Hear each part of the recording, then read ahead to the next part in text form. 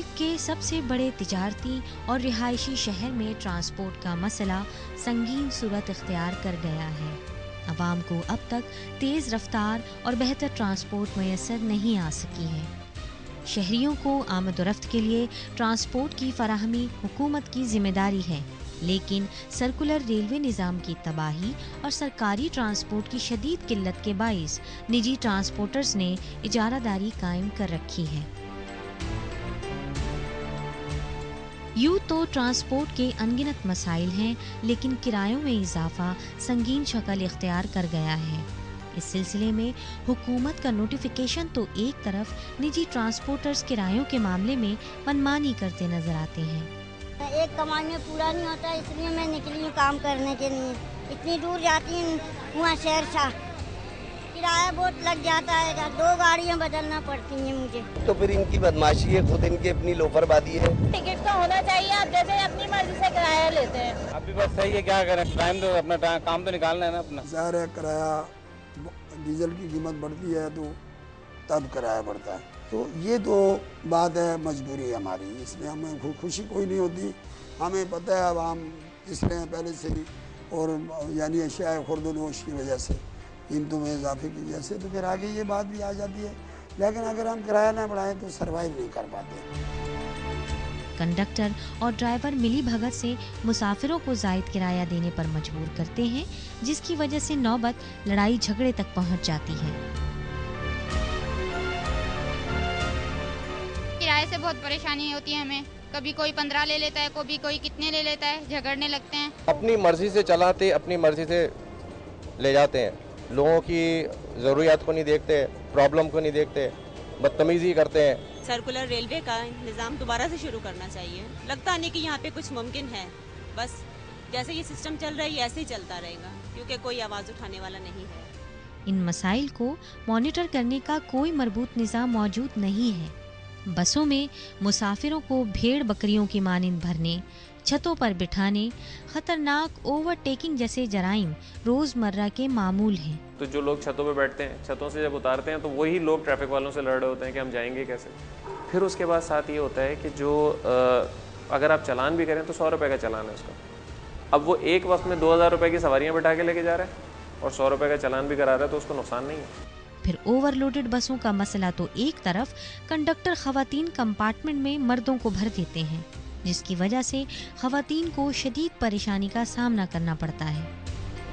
Rush होता है और ज़्यादा किराया लेने के लिए ना धक्के भी लग रहे होते हैं। इवन के हम लोग मतलब अंदर दब रहे होते हैं, लेकिन उन लोगों को फिक्र नहीं होती, वो किराए की ज़्यादा वो करते हैं। दरअसल कवानीन की बिला खौफ व खतर पामाली में पुलिस और ट्रांसपोर्टर्स दोनों मुलविस हैं। आप पुलिस को ही आपने बना दिया, उसको मजिस्ट्रेसी पावर दे दिया, वो 500 अगर जुर्माना है तो उन्होंने बुलाया नीचे ड्राइवर को, कंडक्टर को, 200 रुपये उन्होंने पकड़ाए, वो चालान नहीं हुआ, बस अल्लाह खैर चला, वो दंदनाते निकल गए। तो ये बहुत सारी खामियां हमारे अंदर भी। नो डाउट इसमें कोई शक नहीं है कि हमारी ट्रैफिक पुलिस भी कभी कभी उनके साथ मिली भी होती है, और इस तरह मतलब 100% तो मैं नहीं कहूँगा, लेकिन मैं डिनाई भी नहीं करूँगा कि ट्रैफिक पुलिस का कोई भी एहलकार इनके साथ मिला हुआ ना हो। मैं समझता हूँ जब तक पुलिस की तनख्वाहें नहीं बढ़ाई जाएंगी, ये भत्ते वसूली होती रहेगी, और हम हमारे ड्राइवर कंडक्टर्स में ये कानून शिकनी का फ़ायदा उठाते रहेंगे। ये तो हमारी मजबूरी होती है ना कि हम लोग के पास टोकन होता है, टाइम होता है, उस टोकन में नहीं पहुँचेंगे तो फिर जुर्माना देना पड़ता है।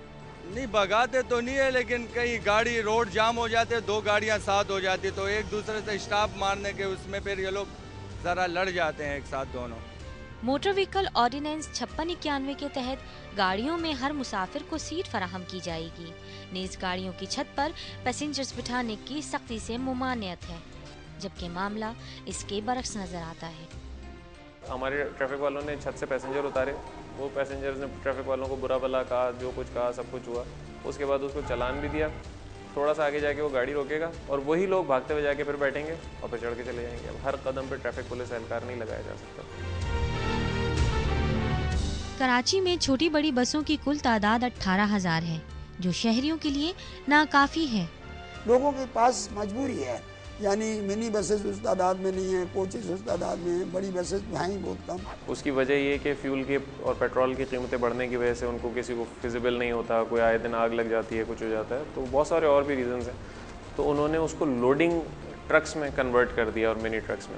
आबादी की अक्सरियत सुबह शाम काम पर जाने के लिए कई घंटों बस स्टॉप पर खड़ी रहती है, लेकिन ये मजबूर आवाम शायद इंतजार को अपना मुकद्दर समझती है।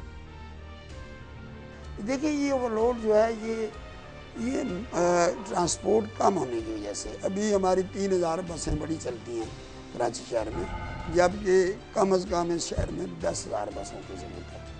ट्रांसपोर्ट के मसाइल में कमी के लिए CNG बसेस मुतारिफ करवाई गई थी, लेकिन ये बसें सड़कों से गायब नजर आती हैं और इनकी जगह धुआं छोड़ती टूटी फूटी बसें और स्कूटर रिक्शा कराची की सड़कों की जीनत बन गए हैं।